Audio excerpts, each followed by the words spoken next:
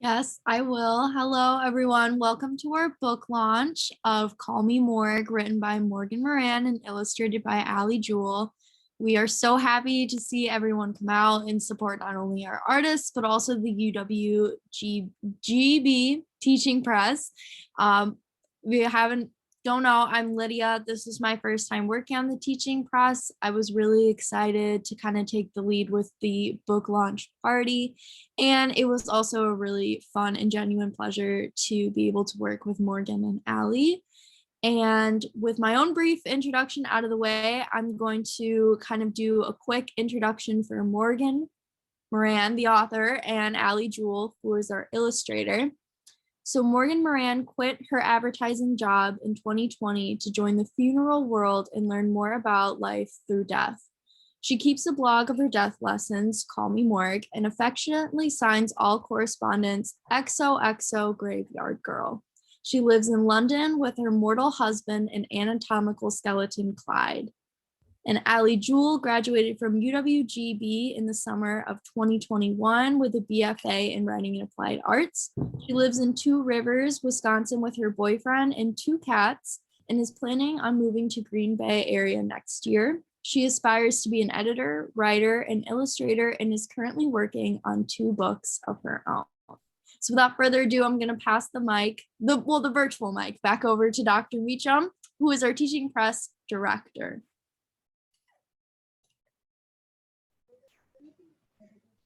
Unmute, I can do it. All right, failures baked in, failures baked in. I promise this is a great book and we're not going to screw it up.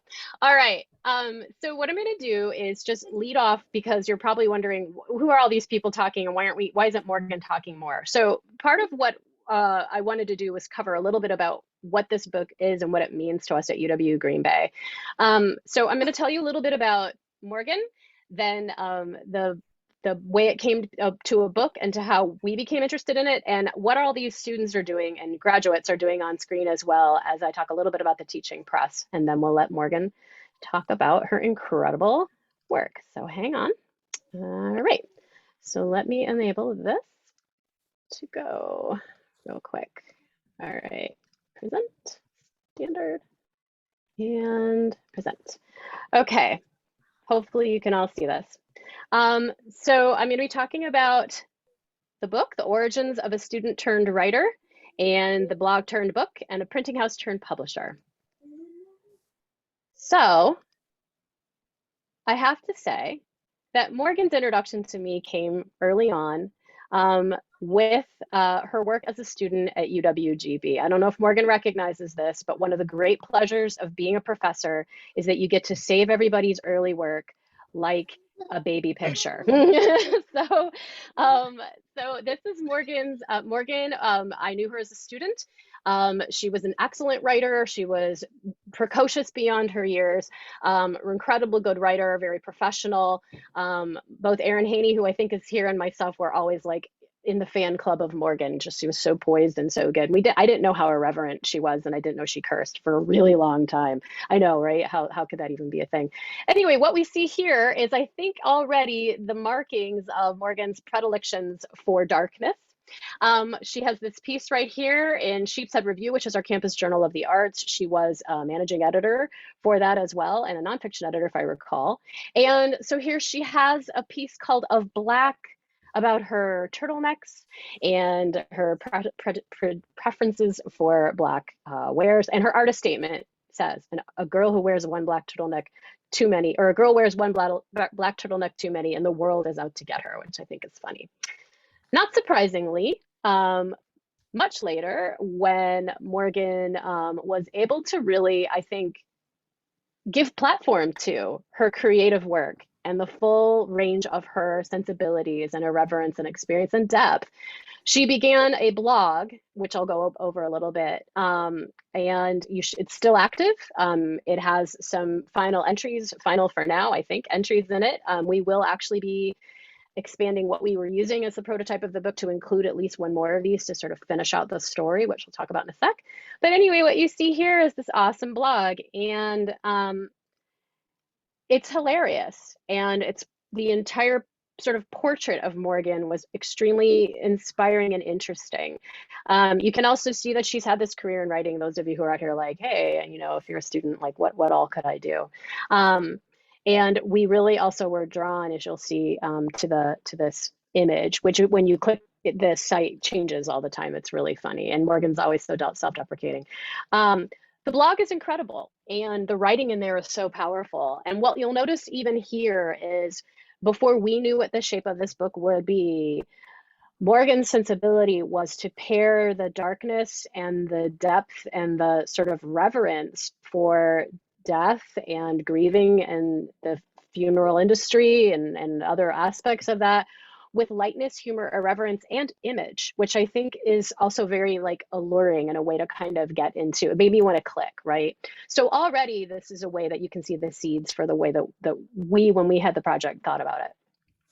Here's one of an example from the blog that I pulled, because I'll be referring to this a little bit as I just go through process, and you can see the sort of voice immediately, how to prepare for funeral work, you know, but also like the approach of a learner and the approach of someone who's not trying to be an expert and who's not trying to be dismissive.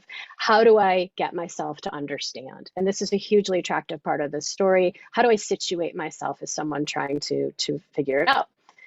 Meanwhile, back at UWGB, we didn't just cry every day when Morgan wasn't there. We did go on with life a little bit. And so one of the things I did and was able to do was create in 2019 something called the Teaching Press. The vision for this was to be able to manufacture books in-house to help students get ready for careers, pre-professionalize almost, in editing, publishing, working with words, and so forth. And we have a huge number of students who love that stuff at our school. Oops, sorry guys. So we started the Teaching Press in 2019 with the launch of this book by Tim Weinberg, who's up at the top of the screen, Village and the Vagabond, a collection of poetry with some of his sketches. So we kind of already started with that. Along the way, we still were trying to work, but then that pandemic hit and everyone had to figure out, what do we do if we're not in a place where we are using our own machines? We have our own machines to make books in-house. What do we do? We managed during that time to produce the files for a very long project called the Green Bay Way, and but these projects were wonderful. They're great, but I also really was sort of listening, looking for like, what's a project that my students that will seem funny, or that will seem sort of like enticing and beautifully written and interesting on that level of stuff as well. So the next thing that this brings us to is how we got this book. So I saw Morgan's blog. I'm like, hey, can I use your blog for this class of interns? And Morgan, being Morgan, was like, sure. All right, whatever. And I was like, are you sure? Hold on a sec. I'm gonna ask new people to please mute if you can. So we see here that Call Me Morgue became something that I put on my syllabus for the summer.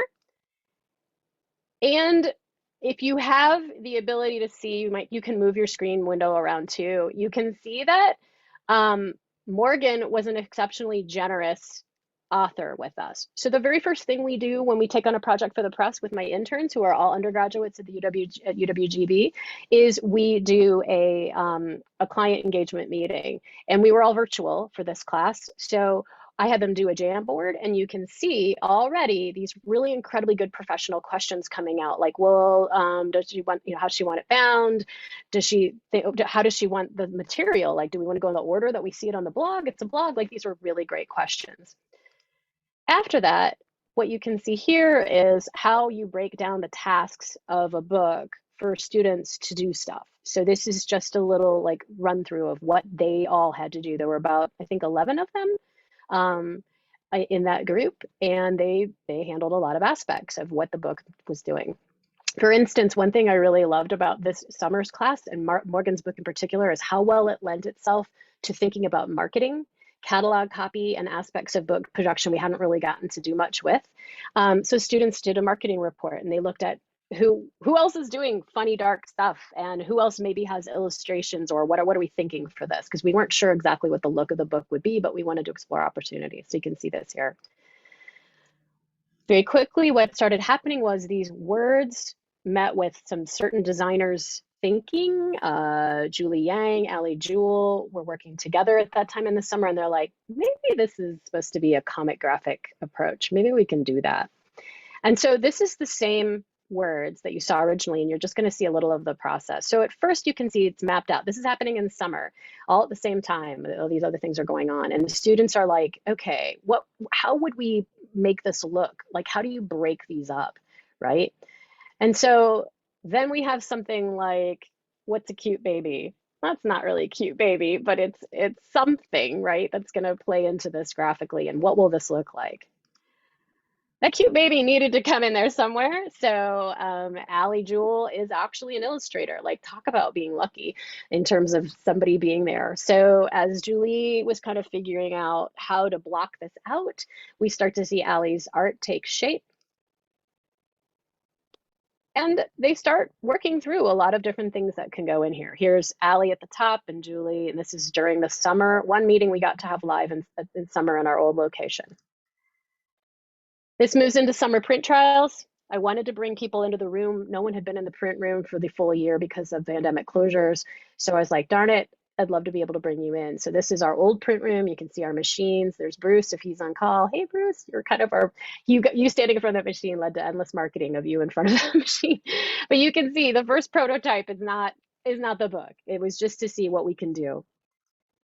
After this, I'm going to hand over to Sam Myers, who is our project manager. And for the next 8 months, there was a lot of work thinking about cover and all kinds of aspects. So Sam, talk a little bit, if you don't mind, about what happened when you took over as project manager from fall forward. Hi, I'm Sam Myers. I was the project manager from fall into about now when I had Lydia take over for the launch this semester. I worked on it for a really long time with everybody, but what I handled mostly was helping out with design and offering opinions and brainstorming.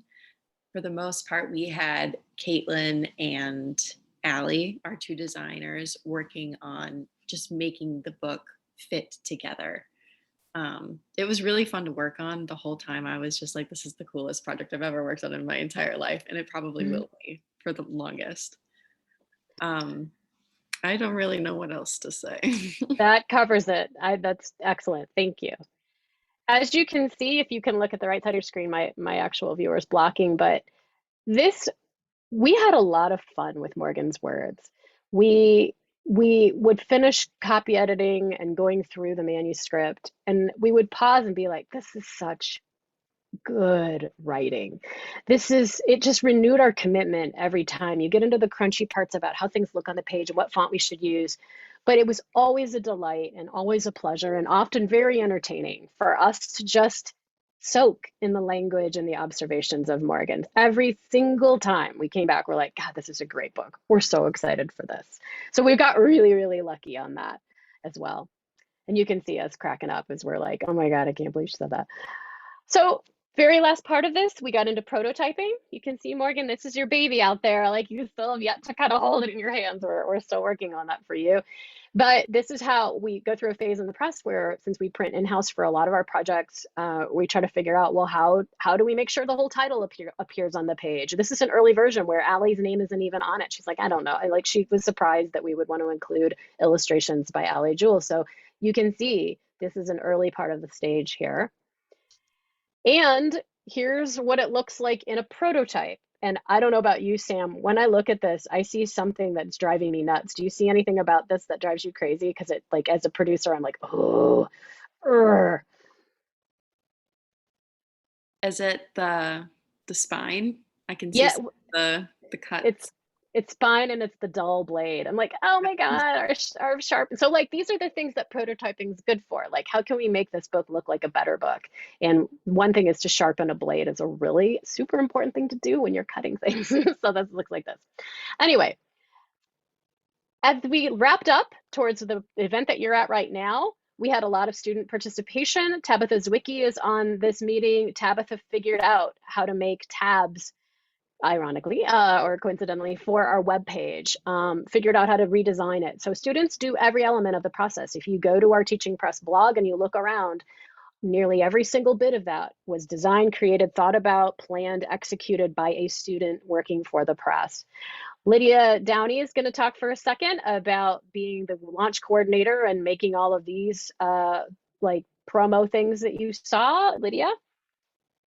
Yeah, it was a lot of fun to play around and kind of create flyers that encapsulated this memoir. And I just want to say that it was really fun just like talking with Morgan and Ali. Morgan has like a lot of, she's very charismatic, and like even in emails I saw that, so it always made me feel really good. So like for like someone working with kind of like with another client for the first time, it was really comfortable and I really enjoyed it. And with that, I am excited to. Not yet. No, Not yet. I'm getting ahead of myself. Sorry, Lydia. I'll give you your big cue in 2 seconds. Let me finish this out, okay? Just super quick. Okay, so this is just so you can see all the student participation, and then I'll move on. But in every book that's published, a lot of times you can have something called a colophon or colophon that tells you how the book was made. So I just wanted to point out the people who really, we had, as you can see in the text here, tons of interns. I think there's like 16 total people who got hands on this book and worked with it all the way through. And then some of the primary people, I know Danielle Lemke's on call right now. She was our press manager during the time where she's holding all the publications she was working on during that time. And we'll be hearing from Ali Juul as an illustrator after we hear from Morgan as the writer a little bit later. I do want to say, I won't talk much about this, but one of the most exciting things about this is that with this book, we will be launching an imprint of the teaching press called Mimi and Rupert Books. The icon was created by another teaching press, and this banner that you see over here too, by another teaching press designer, Sam Vondrum, who's incredible. And I'll tell you about the story of Mimi and Rupert Books. We'll have a big thing later, but generally the idea is that there's a merging of art and image. It's a collaborative venture, and we're so excited that this will be our first title in that imprint. So stay tuned. So with that, Lydia, now I'm hitting it over to you. We're so grateful to have had this opportunity to work with a dream client on a dream book that's beautiful. And take it away, everybody else. All right, now I come back. As you can tell, I'm very excited to hear Morgan talk. So with that, I would like everyone to do a virtual applaud or just anything and welcome Morgan Moran. She's going to be discussing the inspiration for a memoir of Call Me Morgue, and then as well as reading some excerpts. So Morgan, it's so nice to see you and talk with you. Hello. I need to start with something really important though. So I have a very fine Aldi Prosecco that was $4 that I'm going to pop on camera. So do you have questions or should I just start rambling? Because I'm ready. That means nice. It's happening now. Look at that. Look at that. Look at that. Yeah. Should I just go? Okay, cool. So hi, everybody. Thank you for being here. People are in cars, at work, pretending to do things in their cubicle and listening to death in their headphones. Super cool. It's 9 p.m. here, after 9 p.m. in London. So that's why I'm like, it's time for a drink. But yeah, like this is amazing. And it's so cool. Like I had no agenda for any of this other than for me to like bring my stressed out heart to an altar to like learn about humanity. Like that's what this whole thing was about. You know, I had 12 years at an amazing job and then COVID hit and I was in Zoom calls, not unlike this, but not talking about death, you know, all the time, working remotely. And then I was just like, man, should I listen to like the voice that's been in my head since I was a kid and just do the funeral thing? Should I just do it? Should I just be the creepy goth girl? Should I dye my hair dark? Which I did. And I just cold emailed a funeral home and like, here's who I am. I have no skills. I can write. I'm organized. I have no upper body strength. I have T-Rex arms. Will you take me on? And the answer was yes, because there's a big shortage in the industry. But yeah, so that happened. And I just like day one, I was like, this is like the job for the rest of my life. It's amazing. Like, it's just, I just heard someone say kitty and I'm into it. It's just such a gorgeous way to help people. You see things that you would never see in any other role. It's difficult, it's heavy, but it's like a meaningful heavy. So I never intended for like a blog or a book or a thing. I just had so many feelings inside of me every day that I'm like, I got to get these out. So Call Me Morgue happened, and Don Nelson is on this Zoom, and he actually made my website. Don.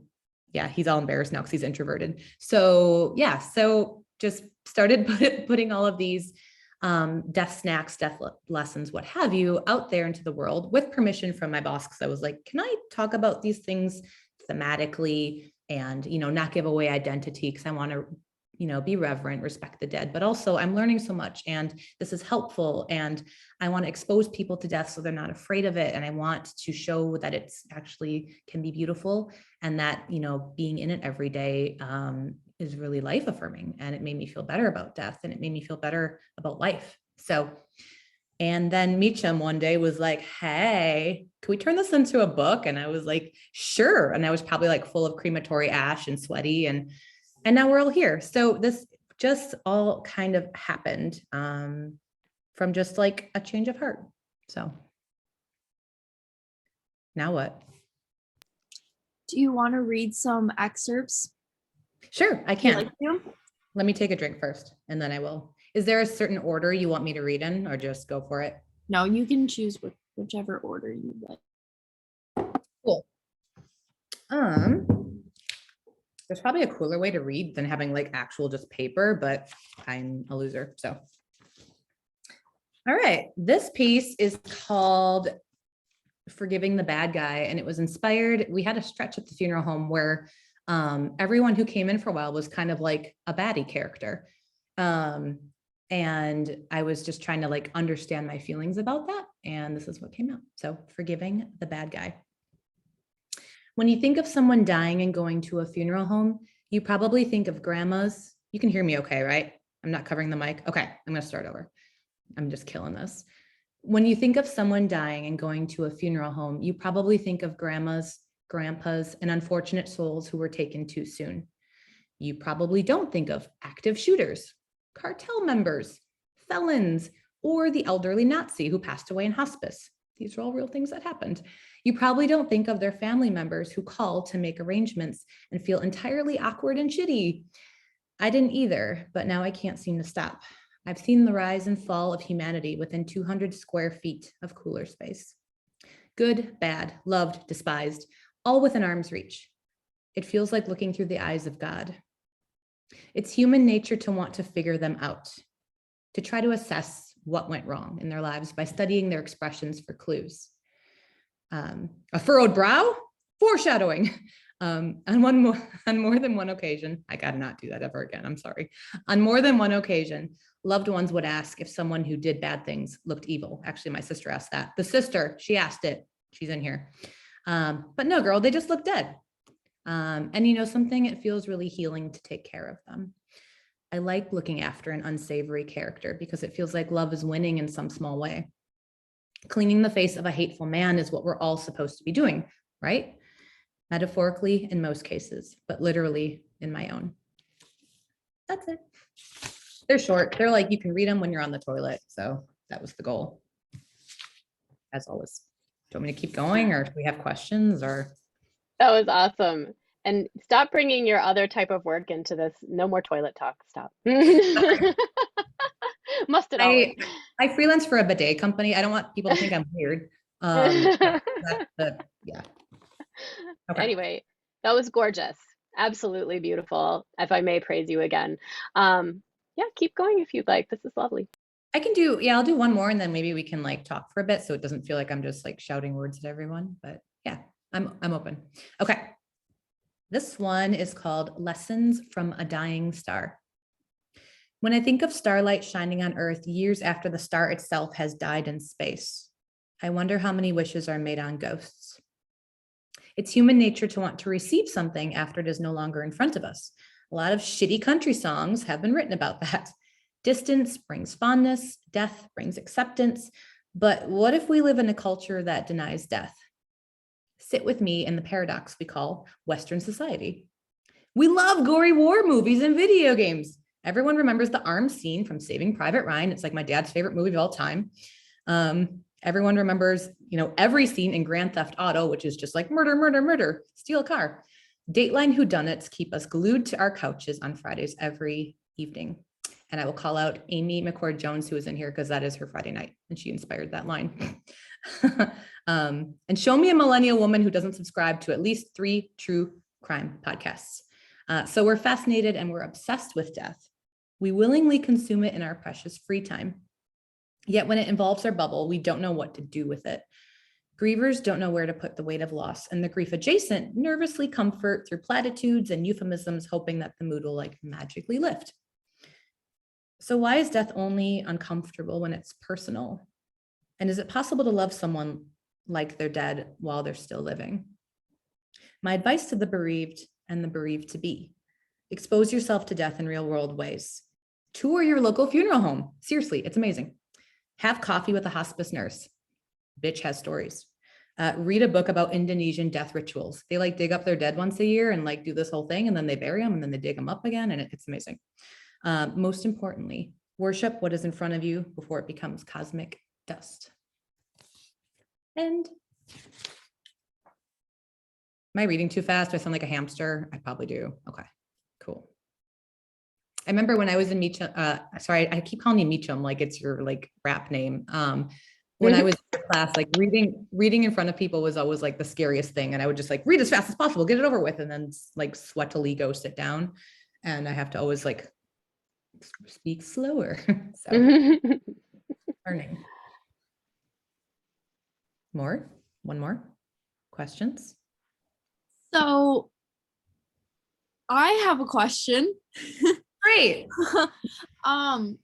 So what was probably, so one of my questions for you is, when you were like writing the blog posts, was it just kind of like, did you just kind of do a free write where you just, were you just kind of writing to let out your feelings, or did you feel like one of your goals for your blog post was to kind of reach an audience, or do you think that it was like a little bit of both and then it kind of led more into like this book or the memoir?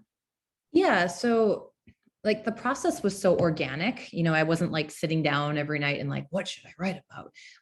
My ultimate goal was to kind of normalize death for people and make them feel a little less like, well, I'll say bum squiffy about it, like, oh God, I don't want to talk about it ever. It's creepy. So I wanted to normalize it by showing that it can be beautiful and there can be really human moments, and it's important to like accept it, right? So that was kind of, my thought process going in, and then I would just wait for something to happen at work. So there would just be moments that would unfold, and I would be like, oh my gosh, like that's a moment, like that is like screenshot that with your brain, beautiful moment.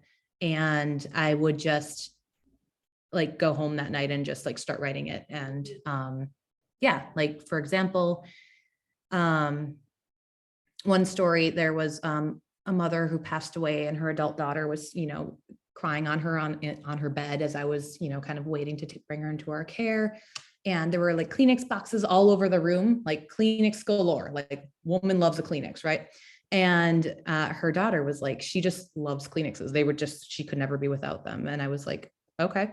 And then when we brought her back to the crematory, and I was like checking her for a pacemaker, like as I like opened her blouse, like Kleenexes just went everywhere. It just like shot everywhere. And I was just like, oh my gosh, this is a moment. Like this is her personality still happening after death. And how else would I have seen this or known about this? Like, it was just such a beautiful poetic thing where it's like, it was her. And it's like, I wish I could have just like raced back to her daughter's house to tell her like, mom said goodbye to me in the crematory, So whenever something really beautiful like that would happen, I would just kind of go home and explore it and see if I could turn it into a lesson or something that's light or happy in a way, just to like break that tension a little bit. So yeah, I was just kind of always open to observing those things and letting them guide me. There's lots of chat things happening. Yes, we do have a question in the chat from Hannah. They ask, were you afraid of your own death before this career transition? How has this affected your personal relationship with your own morality? I don't think I feared death. I think I feared I think I feared almost like what happened in the funeral home more, almost like what happens to the body, like what happens to the aftermath, even though you're not in it anymore. And all of our information is based on kind of like, you know, creepy CSI things and the morgue where there's the creepy girl with black hair that's like doing stuff to your body. And everyone's like, what are those funeral directors doing there? And it's just like my mom thought it would be like a haunted house with machetes on the wall. And to go in there and to see like, it's bright, it's clean. There are wonderful people in here and they're taking, you know, care, like seeing behind the scenes just was important closure, I think. Like I never had like a spiritual worry about death, but I was just always like, but what happens? And, you know, will my loved ones be okay? Will they be taken care of? Because I don't have experience with death. Like my grandparents have passed away. I was a little kid. I don't really know what that looks like. So part of this was me being like, confront death, get comfortable, see how it unfolds. Yeah, and see how you can kind of make it better for other people too. So yeah, it just kind of made me feel like, okay, this is all right. I can be on a table, like this is going to happen. I'm going to be on a table with no bra on. They're going to see it and it's okay. Thank you. We have another question from Julie. She asks, what was it like working with the teaching press? What does it feel like to have this blog turned into a book? So the teaching press was amazing. I felt like, I mean, I was probably a pretty free client because I felt like I gave no structure. I was like, do whatever you want. Looks great. Love it. That's cute. Like I was just, because I had no like agenda for this becoming something, I was so open. But I think it was, what a cool project for the teaching press and for all these interns to work on, that it wasn't something like, intro to accounting. I really want to publish this. And they're like, fuck, what clip art am I going to use for this book? So to like, to expose them to the blog and have them see it and illustrate and have questions for me. And they were very receptive to feedback. And it was always just like lots of excitement and energy. Yeah. And it's just like, oh, this obscure thing that was in my brain that wouldn't have happened if I didn't quit my job, like became a thing. And then it became a thing with all of these people. And now they're going to go out and create more things. So it was just kind of magic to see like how ideas spread and like kind of catch in people's hearts. So it was awesome. Thank you, Morgan. We're going to quick jump to Ali, who is our illustrator. Where is Ali? Ali, you're right there. You're right. I see you now. I thought you were on the other screen. You weren't. Hi, Ali. So Ali is here to discuss her design process, the ideas for the illustrations, what mediums you used, etc. So everyone give a warm welcome to Ali Juul, who designed the memoir for Call Me Morgue. I'm just going. Okay. Hi, everybody. I just want to start off by saying it was like an absolute pleasure to work on this book. It was not at all what I was expecting when I applied to intern with the teaching press, but I'm like over the moon happy with how it turned out. It's a lot of fun. I think I counted and there's about 60 or so illustrations in this book, but looking through all of my files and everything, there were over 200 that were either altered or rejected or whatever. So I definitely did a lot of drawing, which was a lot of fun for me because I love to draw. It was very much out of my comfort zone though, because typically I draw like really cutesy, vibrant pastel colors, you know, and now it's skulls and dead bodies. And, you know, it was a lot of fun though. And I'm really glad for the, buy merch. I have some. That's where my notes are for this, even though I'm not even looking at it. Where was I? And okay, so yeah, so the whole like experience, it was a lot of fun. I learned a lot about myself as an artist, and I got to do it in like a really fun environment too, which was amazing. So the process, when we started out, we weren't really sure what we wanted to go with for like art style. So I was drawing a lot of really colorful things, which like in theory was fun, but then it made the book look really uncohesive. It was kind of all over the place. So we narrowed it down to like a limited color palette, which I thought was really cool because there's a lot of like grayscale, but then there's red, orange, and yellow that we use. You can kind of see it in some of the backgrounds that everyone has right now. But yeah, so, and I think that that made the book look a lot more fitting for like the tone of the little stories, and it just helped bring the whole thing kind of together, if that makes sense. Yeah, I don't really have a whole lot else. I'm sorry. No, that was great. Thank you, Ali. We are gonna jump now back to Morgan.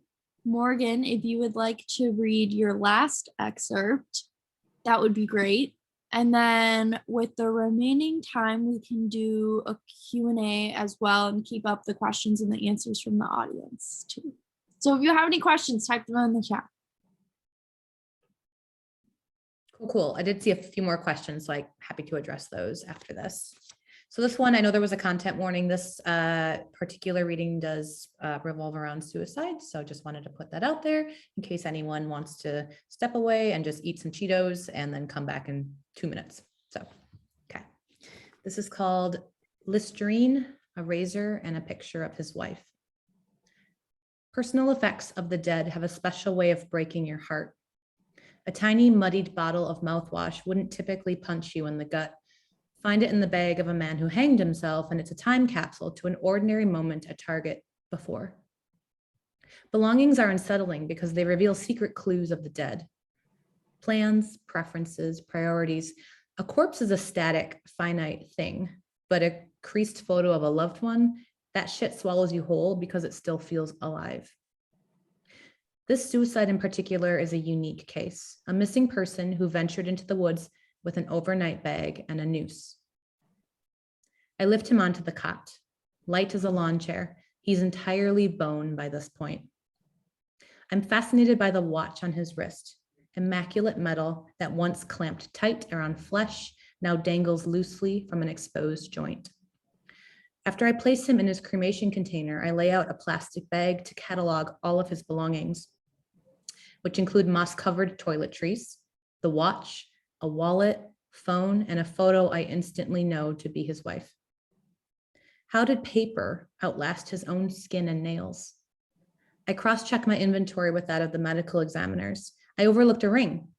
I return to the hand of my skeleton friend and glimpse a dark gray band around his ring finger, or bone.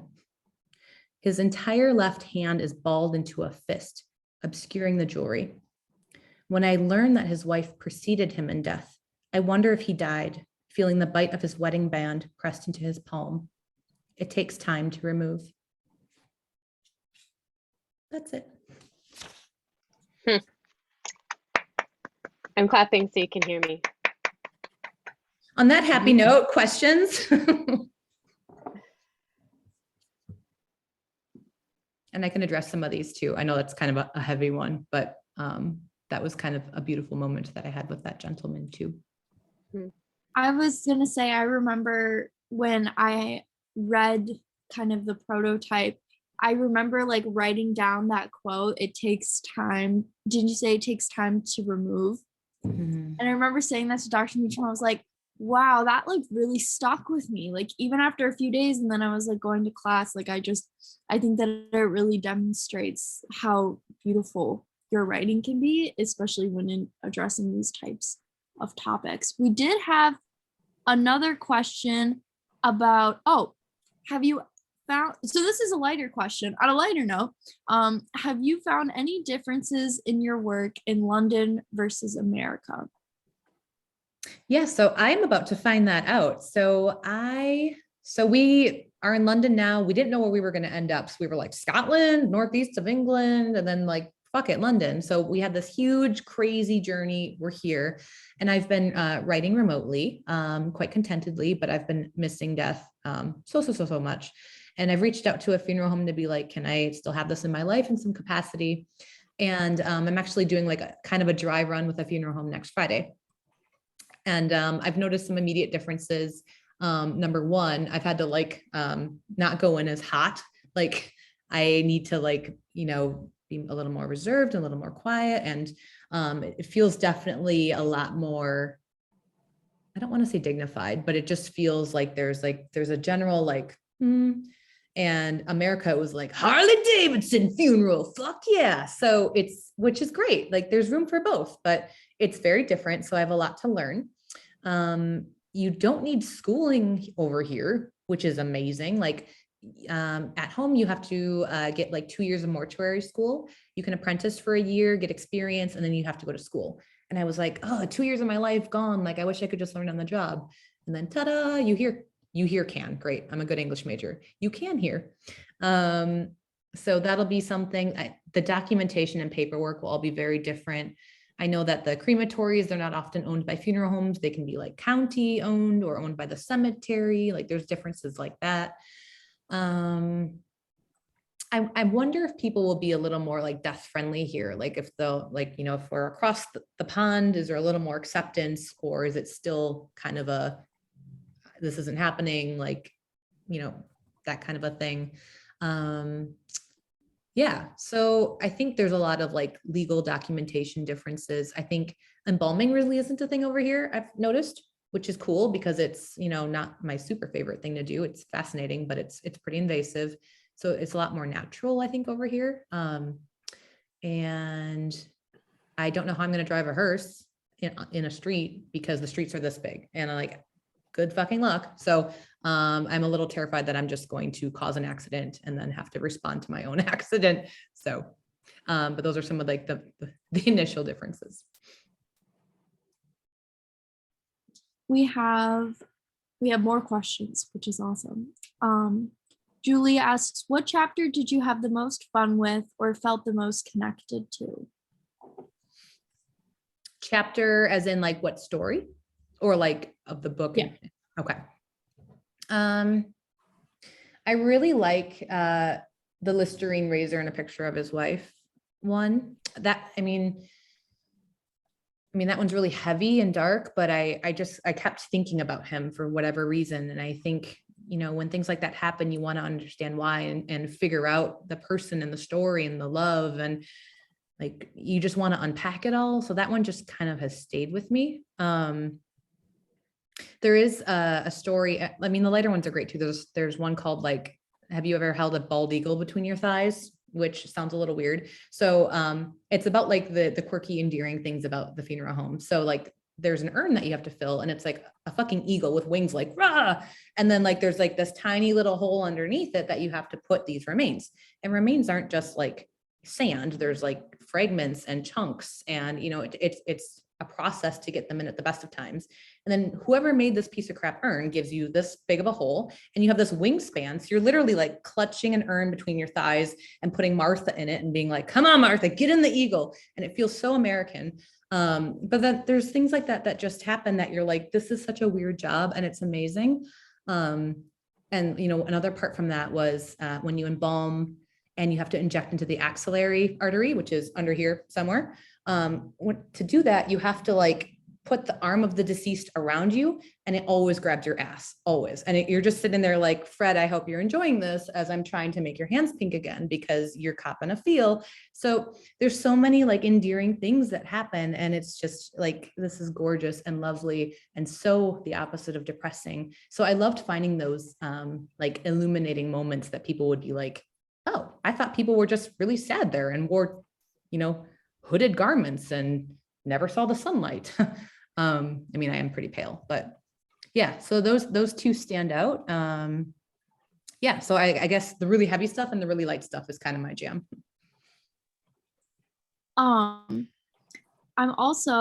This question is also directed towards you as well, Ali. What did you find to be the most, like, what was your favorite process with creating the illustrations? Was there also a particular story that you illustrated for that you found to really enjoy? A good question. My immediate one that I think of is Finally Cried Over a Foot.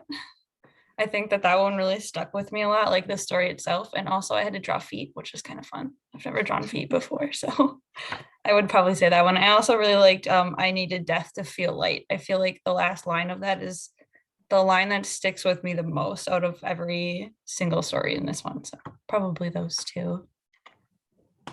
Thank you. Can I jump in super quick? Can you hear me? Can I Do jump in? Oh, thank you.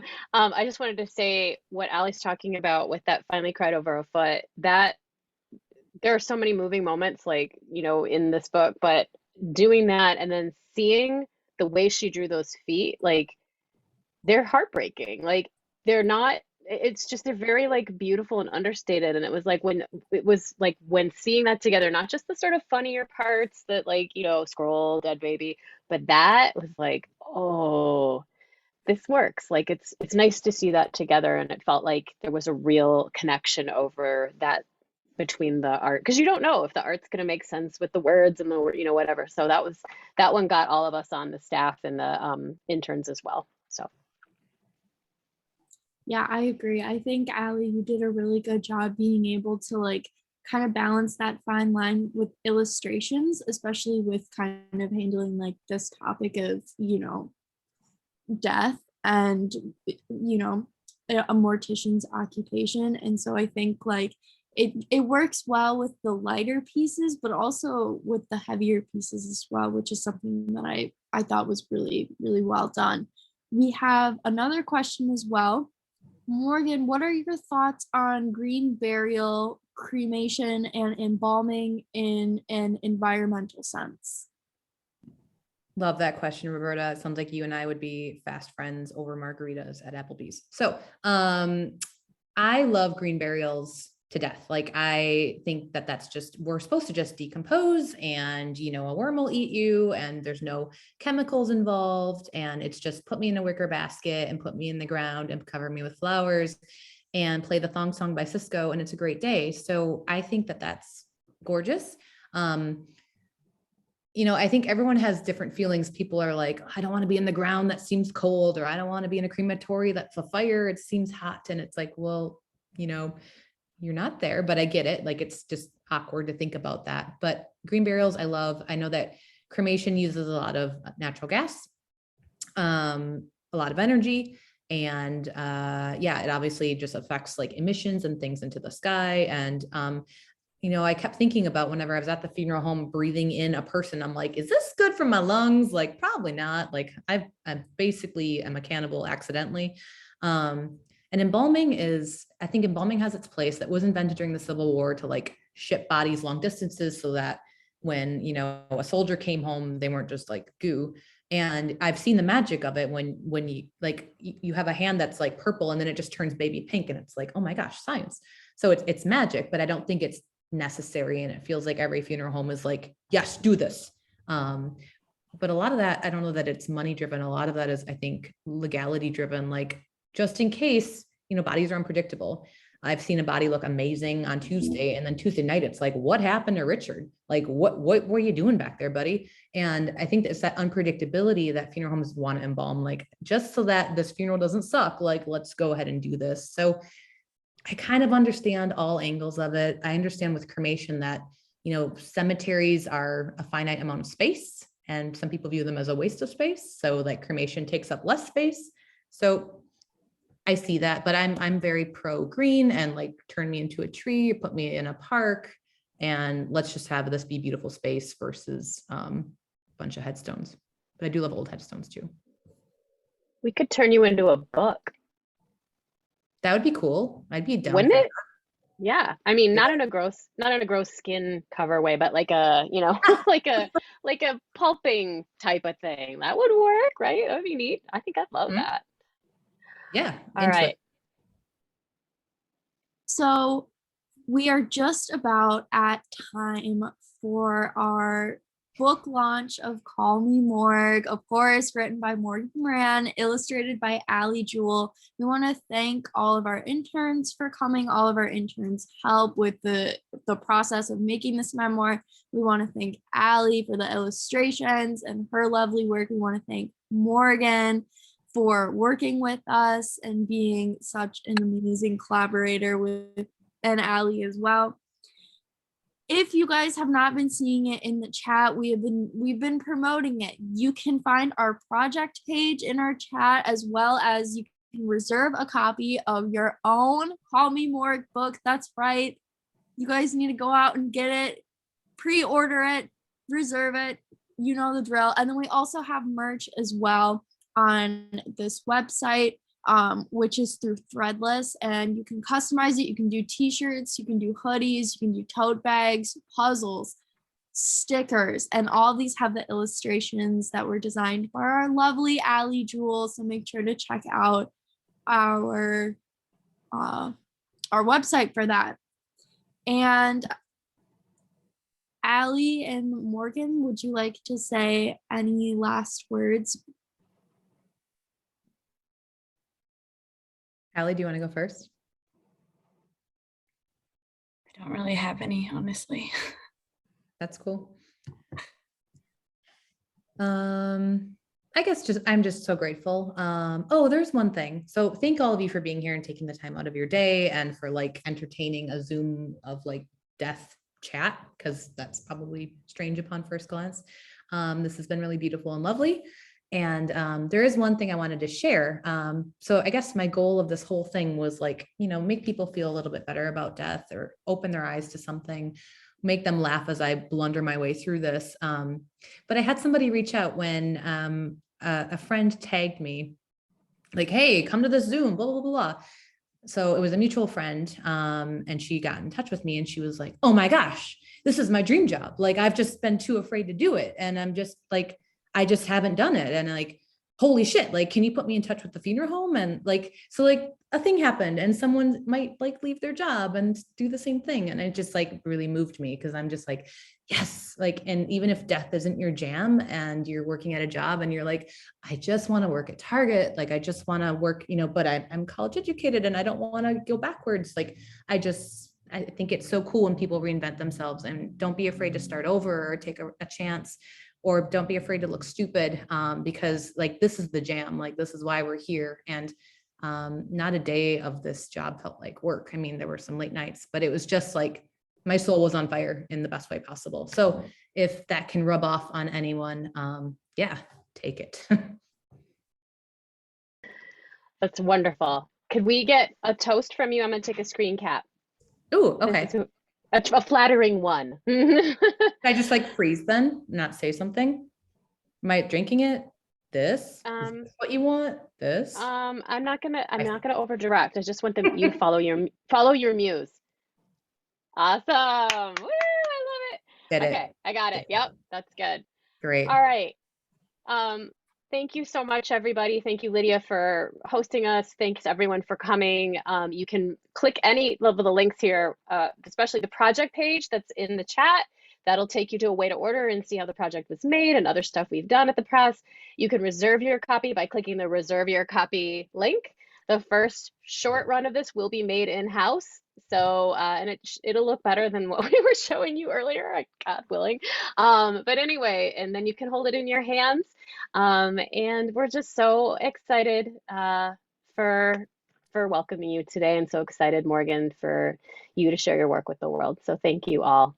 Have a beautiful week and weekend, and Morgan, have a good party there with that bottle. $4 Prosecco. Oh man, any Prosecco will do it. All right, thank you so much, and we'll see you hopefully later. Have a great rest of the May and all of that. Goodbye. Bye. Thank you. Bye.